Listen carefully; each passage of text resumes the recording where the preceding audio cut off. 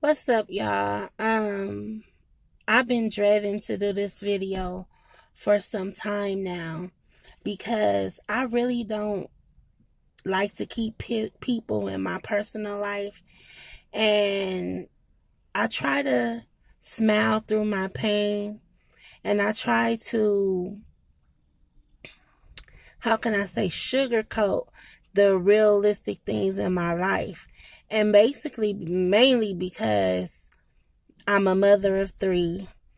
And I don't, when you stress out, your kids stress out, and if they see you down, that makes them down. So I try to keep my head above water, and keep my head above water while holding on to them. And today I was just sitting here, and just looking at the sky. It's raining where I'm at. It's really cold, and it's just put me in this depressed mood. And I don't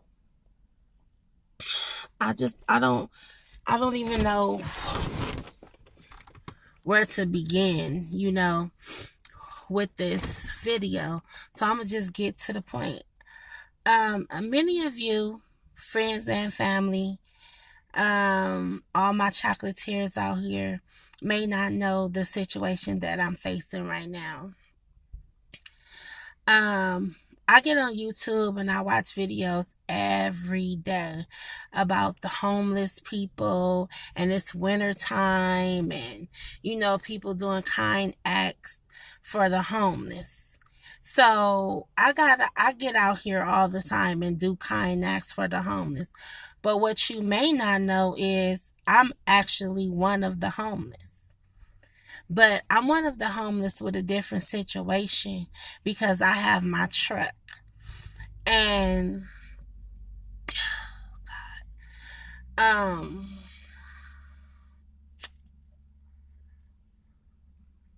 I try to not let things bother me because I'm still blessed. I have, I wouldn't say I'm really homeless because I do have this truck. But when I go out and I see people sleeping in tents, and I'm going to tell you guys, me and my kids have slept in this truck countless nights, okay? And it be freezing. Do you hear me? When I say freezing, I mean like 18 degrees, 21 degrees, 25 degrees, 30 degrees cold, okay? And when I go see the people that have to sleep in tents, my heart just pour out to them. And I take my kids over there and I see them. And sometimes I rent a room and me and my kids go make sandwiches and everything to pass out to the homeless, water bottles. But what people don't know, they always telling me how much of a blessing that I am, and it's good that I bring my kids out to do that, and that's showing them, responsibility and community service. But what they really don't know is we have nowhere to live ourselves. You know, a little short story time. Um, I'm looking around, you guys, back and forth because I'm outside sitting in a parking lot. And it's people that keep passing by and walking by. So, I don't know. It's a lot of homeless people out here in Lancaster. So, and it's kind of sprinkling, but it's just people everywhere, you know. And long story short, October the 19th, my house flooded. And the septic system went out, and unfortunately the owners that I have, that I've thought were good owners, you know I can't even explain it. Okay, they called insurance for insurance to come and fix the problem, and insurance came out It ended up being a septic tank. It was a big job and it was going to take some time to fix or whatever. So, me and my kids had to basically leave and go stay somewhere else and, um, a hotel, whatever. So it was supposed to have been a temporary thing. Okay, so all of a sudden I get a letter, a 3-day notice from my owner. Now, mind you, she never gave me a 3-day notice, never had a complaint the whole time I've been there, never had an issue or anything. Now, rewind this story back to the prior year. Me and my kids were homeless again due to the fact that I was renting a unit and the owners decided to sell it. When they sold a new unit, when they sold the property, the tenants that bought it wanted to live there. So, of course, that left me and my kids homeless again. So, when I moved into this property, I explained to the owner, hey, this is my situation. Me and my kids are homeless. It's me, my 3 kids, and our dog. Okay. So she told me, okay, I'm at the property. Come by, meet me. I want to meet your kids and everything. Me, my 3 kids, and our dog went and met her. Now, mind you, she inherited this property. She was probably like 22 years old, and her name was Chris with the K. And she inherited her property because her mom passed away, and it was like a trust, issue. And her aunt and her grandfather were kind of the overseers because her and her sister Kristen was, young. So, long story short, I moved in the house or whatever. Anytime something was wrong or anything happened, they came out, no problem, was never an issue. Okay, fast forward 6-7 months down the line, and out there in Lake LA, the environmental and trash and waste management runs a little different. And people have these fire pits built in their yards and they burn trash. So my neighbor, which I'll get to that too, she's really nosy. And the day I moved in, she came and told me about everybody in the neighborhood, okay? Who was nosy, who was not, but she didn't mention that she was the nosiest one on the block. And then she goes and tell me, hey, it hasn't been a black family that moved in this neighborhood in a long time. And the last black family that did live here, they stole everything that wasn't nailed down. So I was like, okay, like, what are you insinuating?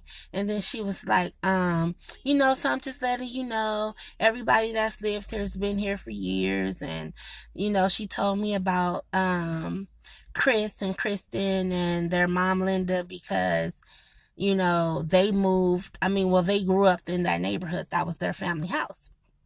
So I was like, oh, well, I'm so happy that me and my kids have a chance, to move into their property and take care of it and love it. So every time she came by, she expressed to me how beautiful the house was, how nice it was, and I had a lot of nice things. And I was like, oh, thank you. She was just happy about me taking care of the property. Okay, so let's fast forward all the way till the damage. So when the house flooded, it flooded 2 feet. The master bedroom and my 7-year-old son's room flooded completely. I'm talking about 2 feet high. Bathroom, everything had to be ripped out. Okay, so mind you, when it happened, I called her on that Friday. She didn't come until that Tuesday. To see what was really going on. Now, mind you, everything was soaking wet. And I had to call the water department out so they can cut the water off because the water was just rising. Sorry, my cousin keeps calling me. The water was just rising. and we had to have the water cut off. So fortunately, we couldn't stay there because there was no water and it was soaking wet. So on Tuesday, I met her there so she can let us see, so I can let her see the damage or whatever. She took video. She was like, oh my God, I did not know it was like this. It was soaking wet like swimming pool. And it already had begun to smell from Friday to Tuesday. So I explained to her, like, this puts me in a bad situation. Now, mind you, I've paid my rent. I'm always on time. We've never had an issue with anything. So I tell her, it's the end of the month and I'm a single mother. I'm not working right now. So I don't know what I'm going to do with me and my kids. So she told me, I'm going to talk to my aunt and I'll get back to you. Okay. So then she tells me, oh, use your rental insurance because your rental insurance would cover you and your kids staying in a hotel or whatever. And I told her, my rental insurance had lapsed. Now, when I stopped working, a lot of things that I were paying for, my roadside rental insurance and stuff like that, I had to let go. So I explained to her, well, you guys can let the insurance company know that that your tenants basically are homeless due to the fact that the septic tank broke and it's going to be some time. So she was like, okay, I'll tell Linda, which is her aunt, because her aunt really makes all the decisions. So I waited a couple of days. Now, mind you, me and my kids have nowhere to go. We're sleeping in the car in front of the house, So then she comes by and then she tells me, I would need to come by again, take some pictures for the flooring company. I said, okay. So then she serves me with a 3-day notice. And I'm like, okay.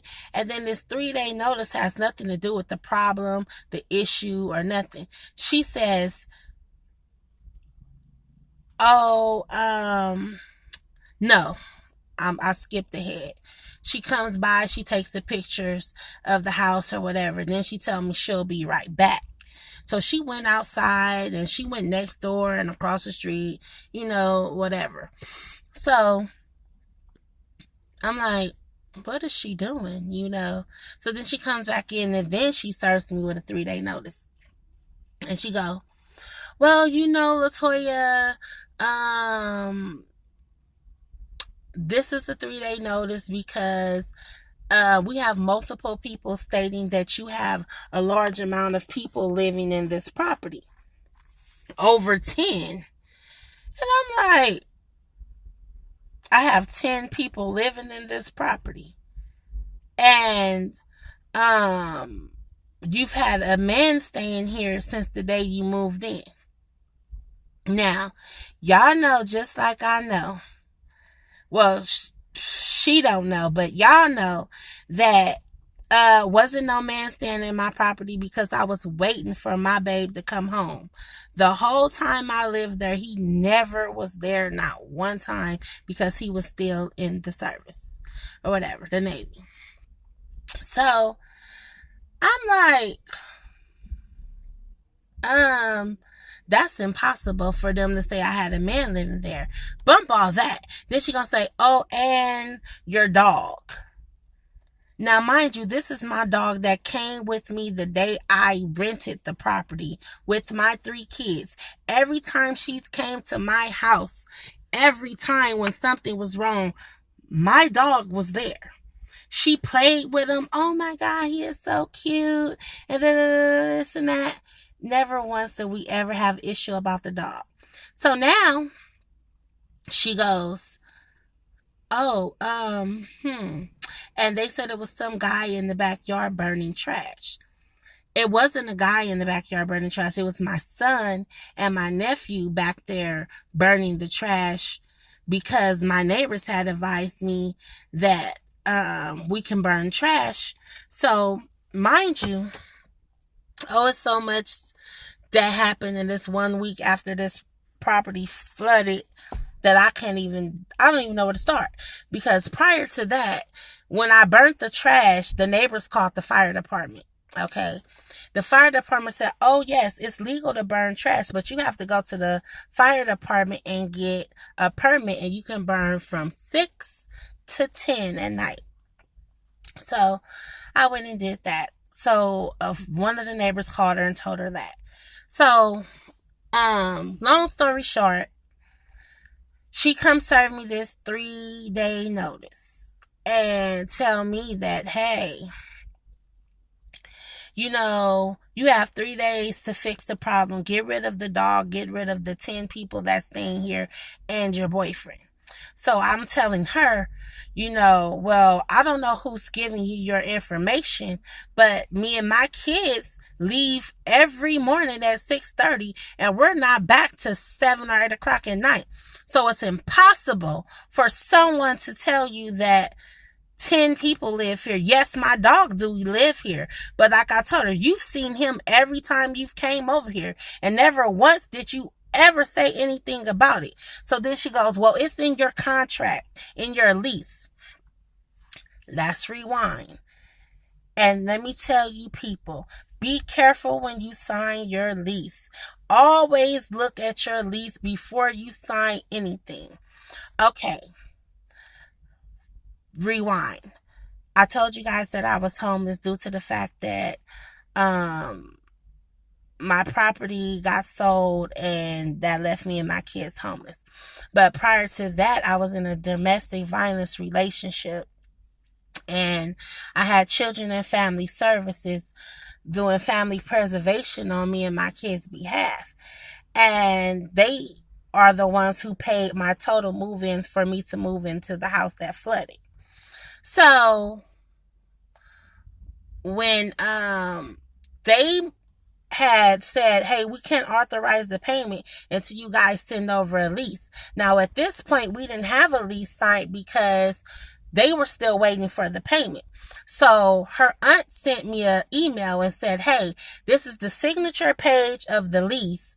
We need you to sign this so we can send them a temporary lease or something so they can authorize the payment. So, of course, me and my kids are homeless. We're sleeping in the car. It's cold. It's wintertime. It's like 2 weeks before Thanksgiving. So I'm like, okay, so I sign it electronically. Bam, I email it back. Now, mind you, I never seen my lease at all. Period. I didn't know what was in the lease or what wasn't in the lease. But I was so trusting in them because they were so nice and she was so young and they told me all these things. So I really didn't even think, that something bad could be in the lease or whatever. So I got the lease mailed to me. Once everything was finalized and everything, I never even opened the lease. And that's my fault on my behalf, because I should have opened my lease and addressed the issues that I was not comfortable with from the beginning. Never did. So finally, when all this happened, I opened my lease and I see all these restrictions and everything on this lease. I'm talking about this lease was like a book. Okay, I've never seen the lease this big ever. Now, mind you, her aunt is a lawyer, but she live in Massachusetts, so she don't know what's going on out here. She just, so it states that I can't have a dog or whatever. But mind you, this, I said, all of a sudden, why are you guys complaining about my dog when you've seen my dog? And guess what she told me? She said, it's not that we're complaining about your dog. It's the insurance company complaining about your dog. And I said, well, how would the insurance company know I have a dog? And guess what she said? She said, I guess they drove by and seen your dog. Bruh. First of all, everybody that know me know that my dog is very spoiled. He's not outside just running around doing his thing. He's not outside at all. And when he do go outside, he's on a leash and he's being walked. But nevertheless, we always take him out in the backyard because it's like an acre of land. So that was a lie. And he's a caged dog. Like, he has a cage that he goes in by himself. We don't even have to put him in. He'll go in there and lay down by himself because that's how trained he is. So I told her, that was a lie. They drove by and seen him. Okay, I'll let you have that.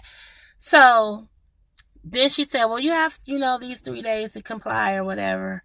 So then her aunt gives me a call. Mind you, I've only emailed this lady. I've only talked to her one time in the beginning. And she said she has this fired up attitude. Now, mind you, we ain't even on the fact that this house is flooded and all my stuff is in here. My bed, my dressers, the wood, everything is just soaked. Nobody's talking about this anymore. Now it's the issue with these people and this dog and this mysterious boyfriend. Okay, so I tell them, there's no one living here. She said, look, you people always move in. And I said, what do you mean, you people? Because now you making it a whole nother issue. You people that on housing or government assistance. I said, okay. Now you pushing it. I said, at the end of the day, you don't know what's going on because you're in a whole nother state and city. So you don't know what's going on at all. And I would like to know who are all these multiple people that's telling you these things. And I need to see proof. You got proof? I said, you know what? You're more than welcome to pop up at my house anytime you want to, like your daughter do. Every time she's asked to come by, I've let her come by. She's never seen a multiple amount of people, period. My mother is the only one that visited me for like a whole week straight in a row because she was sick and just had knee surgery. Other than that, she cannot say there was no one at my house. First of all, number one, no one never wanted to come and visit me because I lived so far. Okay, my kids hated it because we were so far and they couldn't have company or friends visit. So that's a lie.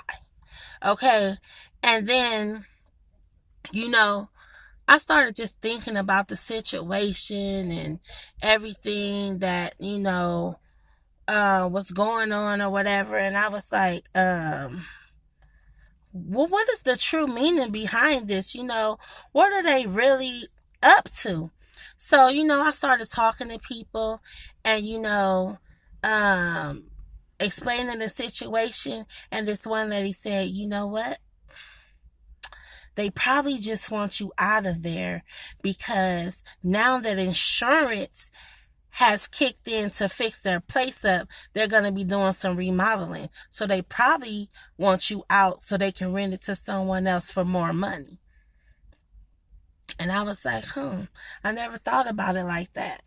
So when they started doing the work and I started seeing they ripped out the whole bathroom, they ripped out the whole master bedroom, they ripped out the master bath, they, whatever. So then I got to tell her, mind you, all this time, a month then went by, me and my kids are still homeless. So she said, I have some people coming in that's going to do some work, whatever, to get you and your kids back in the house. So, mind you, it smells so bad in there like mold and mildew that it's not even funny. So I'll tell her, my kids have asthma. We can't live like this. We cannot breathe in here. So she tells me, okay, whatever. So then she said, oh, by the way, today is the 4th. So you have until 5 o'clock to pay your rent or we're going to start the eviction process effective immediately tomorrow. And I go, You want me to pay rent, and me and my kids haven't been in this house in a whole month. Now, mind you, she texting me and emailing me all of this. So then I tell her, I'm not going to pay rent, and me and my kids can't stay in the house. And then she goes, well, you and your kids can stay in the house because 60% of the house is still working. You guys still have access to the other bathroom and the other bedroom. You just can't use the back part of the house. And I told her, well, yeah, the bathroom does work. And yes, I said, but the water is not on. She said, oh, the water is on. I said, okay. So that day I went to the house. The water was on, but it smelled so bad in there that you could not breathe. So I said, you know what? It was so cold this night. I said, we're going to go in one room. We're going to close the door. I'm going to turn the humidifier on, and we're going to crack the window, and we just going to, tough it out. So the next morning we woke up, I left, I took my kids to school, we went to the store, same as usual. Come back home, the water was off. So I called her and I said, hey, Chris, the water is off. Is it because they're still working? Because mind you, they had to bring a tractor in, dig up the whole backyard to pull the septic tank out. And it's just so much. So she said, nope, the water should be on. So I say, okay, well, did we get a water bill? And she said, oh yeah, we got a water bill 2 weeks ago. I emailed it to you and told you. Now, mind you, she never emails me. Me and Chris only talk by text. Me and her aunt emails each other back and forth for, business purposes, but she never emails me. So I go to the water company to see what it is that we have to do to get the water turned back on. We turn the water, they tell me, oh, well, the bill was $96 for this month and such for that month. But in order for you to get the water turned back on today, you got to pay $298 and something cents in order for you to get the water back on. So I call her and I tell her, hey, look, I'm not paying to get the water back on because, for one, you never email me about the water bill. You always text me so I can get it instantly. I don't check my text. The only time I check my email is when they text me and say, hey, we sent you an email. Other than that, I don't check my email that often because this is the email that I have with them. And usually they'll text me and tell me if there's something wrong. So I told her, I don't know what's going on or what you guys are trying to pull, but right is right and wrong is wrong. And I'm not going to be victim. I'm not going to fall victim of you guys's. I got to cut this video short right now, but I'll get back to you.